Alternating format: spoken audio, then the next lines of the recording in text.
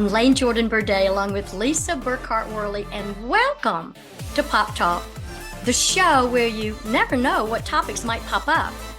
How many of you grew up listening to AM radio stations? Well, I know I did. And if you did, you will want to listen to this program because AM radio is in danger. And today, we will hear from a media influencer who will share what is going on. Lisa has the introduction.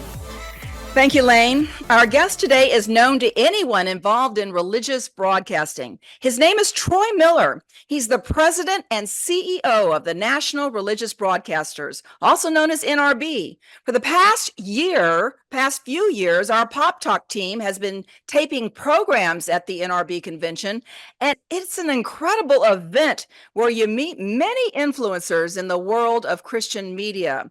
Troy Miller is a senior executive with more than 30 years of management and business experience. He was elected as president and CEO of NRB in July 2022. And under his leadership, NRB has recaptured a very strong financial position. It's grown its membership and it's enhanced its programming, networking, and sponsorship. Troy is also president and CEO of NRB TV, where he served since June 2005. And before that, he worked for the personal computer company Gateway, I'm sure you've heard of that, and led several business startups there. He also held the position of vice president and chief operating officer for D. James Kennedy Ministries. In addition, he served our country in the United States Navy. And I want to say that despite all that he has accomplished, which you just heard right here, and despite how busy Troy Miller is at the NRB convention, he's a really approachable guy, and I know our team appreciates his humble spirit. So welcome to Pop Talk, Troy. My background is secular television, but now we're doing some radio, and I have listened to AM radio for years. Why is AM radio's future in danger at this time? Well, first of all, thank you for having me, and thank you for that nice introduction. And it really is good to be with you all and to be a part of NRB. You know, AM radio, like you said, I grew up in rural Nebraska. I'm a Nebraska farm boy. And look, we listened to AM radio all the time. I remember my grandfather would stop the chores to go in and listen to the Ag Report at noon over 670 AM radio out of Sioux City. And so AM radio has played just a vital role to the communities across this country for a number of years. So recently, car manufacturers announced that they were going to discontinue AM radios in the dash. And the initial reason they gave was that it was causing interference in the electric vehicle. So we have this new EV mandates going out there. And they said, well, it's going to cost us too much money to keep AM radio. There's interference from the batteries and other things in there. And so that really became the initial reason why AM radio was in trouble in cars in the future. But really, that's not all the whole story. So there is legislation now called the AM for Every Vehicle Act to protect our AM radio.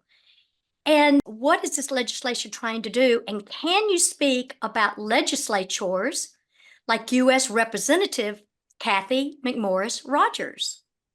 Yeah, absolutely. So again, I don't think that the auto industry really realized that the backlash they were going to get from this decision, and the comments came rolling in fast and furious, not only from across the industry, but also from a number of former heads of different departments, particularly FEMA, the Federal Emergency Management Association, which uses the emergency broadcast system on AM radio almost exclusively. So immediately Congress started hearing from people. About 400,000 people started calling, and they said, hey, we need to act.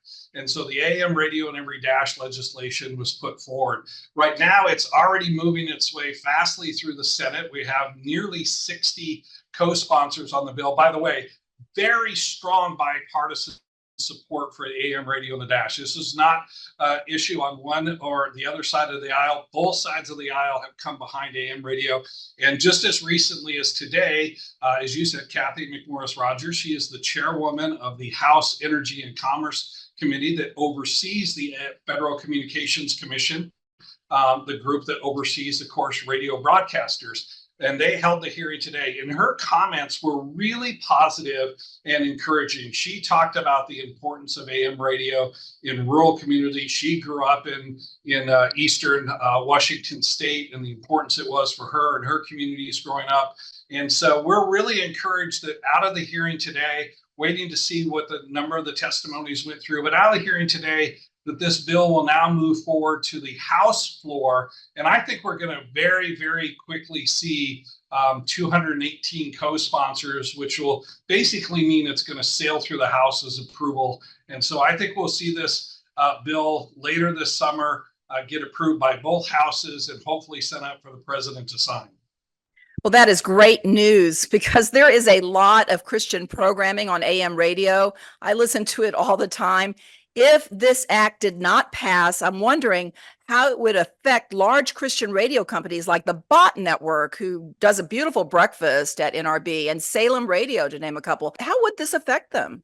Well, as you said, first of all, AM radio, again, about 80 million people across this country still listen to and rely on AM radio for everything from news, sports, ag reports, local news and advertising. And so it's very important. So I think, look, it would definitely have an impact on these large radio organizations. Christian talk and teach and conservative talk are the two top genres on AM radio. That's the top programming that you hear across the country, followed by Spanish language programming. So three major groups would be disenfranchised if AM radio was pulled out of the dash.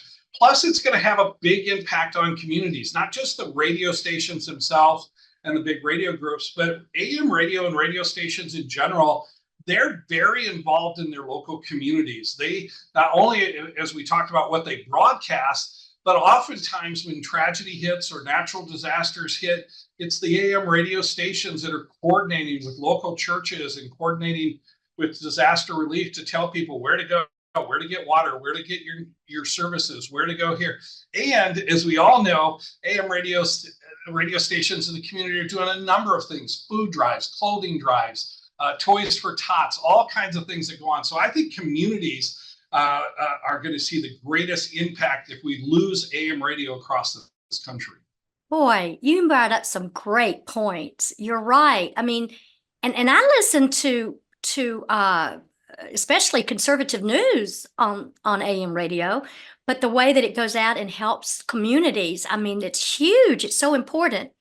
Well, I've been listening to some things, and it says the dashboard of a car is important. Now, I have never thought of the dashboard of a car as a commodity, but how are automakers looking at the dashboard as a major source of revenue? Yeah, now we're getting to the heart of the issue. Since the government accounting office looked into this idea that the part was going to be too expensive, and really came back and said, look, a $40 part is insignificant to a $20,000 car. And so that issue really washed aside. And as you said, the real issue surfaced here. And this is a thing called the connected car. Everywhere is connected today. We run around, our phones are connected. We're never disconnected from anything. And now the auto manufacturers want to get into this as well with the connected car. So your car now, most of your cars have sometimes a pretty nice size screen in them that your dash is gone. You have this big screen now. And you have connection to the internet. So the connected car has this connection to the internet. And what the automakers have seen this as is a next generation revenue for them. They could sell subscriptions to you to access information now in the car rather than you getting it free over the air. So if they can make money on it, well, the easy way to make money is get rid of the free option. So the only way to get it is to pay for it. And so I think that's the real issue that's going on here, is who controls the information, who controls the entertainment, who controls the news that's in the car. And the auto manufacturers have kind of laid their cards out now, and they really want to control. And there's a lot of problems with that. It's a big business, and it's really scary. In fact, I wish they would quit doing so much to the dash. The picture is too large for me. It distracts me a lot of times when I'm driving. And for me, not having an AM radio dial in my car would be a lot like the time I bought a new car. I'll never forget this. I get in, I'm looking for the CD player, and the guy goes, "There is no CD player." And I said, "What do you mean there's no CD player?" Awful. So I had to learn, I guess we're showing our age, but I had to learn how to download songs to my phone, to a playlist. I guess it forced me to get into this century. But how is something like that different from what has already occurred in car manufacturing? How is this one different, taking AM radio out? Well, again, I think the CDs is sort of one option, because that was an option. You really had another alternative, which was still a free way for you to play your songs and do this in the dash. You simply had to learn a little bit of new technology to do it, but you had the option to do it. And that's the real issue here. If you take AM radio out of the dash, you really don't have the option of how to get this. And you've suddenly disenfranchised a whole bunch of people, 80 million listeners, who would love to have free radio. They don't want to have a subscription in order to get their local broadcaster. They want to be able to just tune the dial, listen to their morning commute or their commute home. And that's the real issue here, is taking the option away from the driver of the car, the occupants of the car, and putting that all in the hands now of the automobile companies and those people who control that subscriptions. And let me just get one point on that. Don't forget, we have a lot of cancel culture going on today, and a lot of Christian talk and teach radio. They have a hard time even getting their apps in the Apple store or the Google store. Now do they have to go through another layer with the auto manufacturer's quote store? That's so upsetting. I had no idea. Well, one good thing is, Troy, that the NRB also supports the Local Radio Freedom Act. Can you explain this legislation? Sure. The Local Radio Freedom Act has to do with the royalties that radio stations pay to not the musicians themselves directly, because that's not how this works. They pay it to these large royalty organizations that then control all of this money. And unfortunately, very little of it actually makes it back to the artist. And it's really caught up in this whole bureaucracy, again, that Washington is so good at creating. They created this whole bureaucracy around how royalties work. And rather than go back and look at it again and say, hey, we need to fix this, they just patch this over the years. And so what we're supporting is the Local Radio Freedom Act, is to say, hey, Congress, don't put another Band-Aid, another patch on this whole royalties piece. Go back and start from ground zero and look at the way this works, and take in the real aspect of what has changed since the original royalties started to now, with all of the streaming and everything else that's going on. Because a lot of our members, they're nonprofit organizations, they're non-commercial, they're not getting big advertising dollars. And they're really mistreated. Actually, we're in one lawsuit right now because NPR, the National Public Radio, gets a much better royalty rate in their negotiations than these organizations are willing to give NRB's Music Licensing Committee and help out these nonprofits. So we think that the stations are unfairly treated, religious stations are. So we're actually taking this group to court to try to rectify that. I love it, what you guys do. You guys are really active. You're taking the bull by the horns, and you're trying to make a difference. And I appreciate that so much. And it is my hope that AM radio is protected. You know, I didn't know about any of this until your publicist reached out to us to ask if we wanted to do the interview. Of course, we said yes, but I wonder about the public. Do they know that this is happening? I'm sure so many people would want to fight for AM radio to stay in the cars and to fight for just this freedom if they knew about it. How can our listeners get involved? How can they make a difference? Well, again, look, we encourage people to be involved in the legislative process. Your congressman needs to hear from you. Your state legislators, the people that represent you in Washington, D.C. need to hear from you. So at NRB.org, we track all of these bills. You can go there and find out the status of these. You'll see when this bill moves out of committee to the floor. And we have some links there that can help you reach out to your state congressman or your local district representative and your senators, and just reach out to them. Drop them an email note or call them to say, hey, we want AM radio to stay free and to stay available in our cars. And it's really that simple. And a lot of people have reached out already. Almost 400,000 have reached out to Congress, but we need another 400,000 to reach out. Sometimes these folks don't quite get the message until they hear it from the folks in their district. So go to nrb.org, track this bill, this legislation, and click on the links, and we can help you reach out to your congressmen and to your senators. That is great advice. So with the time remaining, we want to talk a little bit about the yearly NRB convention. First, I attended the last one in Nashville with Lisa and our Pop Talk TV and radio team. And let me just tell you, it was fantastic. It was my first one, even though I've been in media a long time.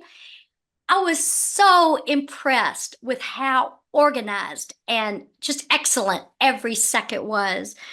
So next year, now I'm excited even more. Next year will be in our neck of the woods here in Dallas. I am sure your team is already working on the next convention at the Gaylord Texan Hotel.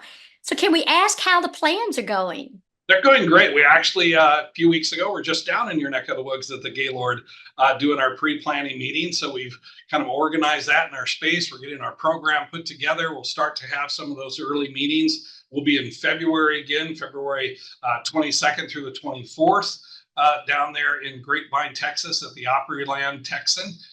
And so we're just excited. Look, this is the largest gathering of Christian communicators that happens throughout the year. Over almost 5,000 folks got together from radio and television broadcasting, radio and television programming, podcasters, streamers, bloggers, publishers, authors, you name it. If you're in Christian communications, this is the place to be. This is where you're going to be able to network. It's a place where iron sharpens iron. And it's a great place where Christians come together for the proclamation of the gospel, because that's what NRB is all about. We're about protecting that proclamation of the gospel in the public space and in the marketplace alongside everything else that's going on. I got to tell you, I love Christian media. I spent 19 years as a television sportscaster on secular networks and stations, but this is so much more fun. I mean, I love sports, but I just love doing Christian media because you feel like you are making a difference for the Lord, and we certainly can get His truths out there through these shows and talk about people who are doing great things. So I just love it. Let's talk a little bit, though, about when you took over the National Religious Broadcasters Association. It was in trouble financially, and I remember that because I had started attending. But now NRB is doing so much better under your leadership. How does it feel to know that this association has come back to a place of stability under your leadership? I know you're humble, but it's got to feel good that everything's better now. Well, it certainly does. It's encouraging. You'd much rather be, I'm a Navy guy, so I'd say you'd much rather be sailing the ship than bailing the water. So heading to our destination. And so we're on those great waters now. We're sailing. And I said, NRB plays a vital role. This is unfortunately, we live in a growing hostile community to Christian communicators and broadcasters. And there's a lot of folks out there that would love to marginalize or cancel Christian programming altogether. There's just a lot of hostility. But as you said, look, it's so important, the role that Christian communicators play, not only in what they do in their broadcasting. I know when I worked for D. James Kennedy, it was just amazing the number of letters we would get, people who would, quote, randomly turn on the television in a time of crisis, and they would hear the message of the gospel. They would hear the message of the scriptures, and their lives would be totally changed. People would decide not to commit suicide. People would decide to immediately get off or get treatment for their addictions. Women would decide not to have abortions. So all of those things that go on. So as the church, we know that we kind of have two roles, and one's to get the bride ready for that wedding when Christ returns, and the other one is to reach the lost. And so it's such a vital role Christian communicators play, and it's just humble to be a part of knowing your God's using this organization, and he really gets the glory to bring it back because it has a vital role to keep that message going out to the airwaves. Amen. God does get the glory. And I love how you said, especially after 9/11, all of a sudden everybody's going to church, everybody's tuning in because something has shifted in their normal life. Well, I personally love Christian media. At one time, I was a producer for Dr. Charles Stanley for his In Touch show, and it was just a wonderful experience. And so I've been around this industry for a long time, and there is a saying, once you get media in your veins, wow, it's hard to shake it, because it is one of the best ways, as you mentioned, to push truth and the gospel out worldwide. How fulfilling has it been for you to work in the Christian media and entertainment industry? Oh yeah, I mean, look, I loved my time in the tech industry and the number of things that we were able to do. It was a lot of fun. Gateway was a great organization to work for. But as you said, nothing's more fulfilling that knowing that you're really impacting and changing people's lives. I mean, what an honor to be a part of that, and a blessing to be a part of that. Again, as I said, to hear people who have been able to hear the message of the gospel and scriptures, and God has just immediately changed their lives, and people have been freed from addictions and all kinds of things. I mean, I can't even imagine doing anything else. And now in this role, to know that our chief function, our chief mission is to make sure ministries can continue to do what God's called them to do. And that's, look, our society today needs to hear the message of hope more than anything. So much despair out there, so much depression that people are dealing with. The only thing that really brings joy to people's lives is to have a relationship with their Lord and Savior, and to know the gospel is alive and well. And that look, I can't even tell you enough times what that brings and what the satisfaction of that really is. Well, I have this theory that God is using media to reach the whole world, right? I think this is the way everyone's going to hear the gospel. Do you have a thought on that, Troy? Oh, absolutely. I mean, it's just amazing some of the things that are going on around the world. We've talked a little bit about AM radio and the market here, but look, Christian broadcasters are around the world, especially in third world countries across Africa and South America and Asia. We have a number of internationals. We had almost 67 countries represented, I think, this year, 240 some internationals were at the convention. Really, Christian broadcasting has helped bring the gospel to unreached places. And so it's exciting to know that those ministries are thriving and moving forward. Yeah, I know our television show is reaching, for sure, Pakistan. We're on a network that reaches King Television, reaches Pakistan, and so I know we're in India. I know that we're reaching, somewhat to these other countries, and so it is exciting to see, even in the United States, having people reach out to us and say, I really follow that show. And it's like, you do? And so it's always surprising to me that someone is somewhat of a fan of the show, but it is really, really a thrill to do this and to put Christian television out there. And it was just such a wonderful honor to interview you today, Troy. And we wish you all the best with the NRB preps. If you need anything while you're here in Dallas, let us know. The Pearls of Promise team would love to help. And we just thank you for sharing about this very important fight to keep AM radios in new cars. All the best to you, and God willing, we'll be at the 2025 NRB convention here in Dallas, Texas. If you want to reach out to Troy, you can find him at the NRB website at nrb.org, or you can contact his publicist, Eden Gordon Hill, at hello@edengordonmedia.com.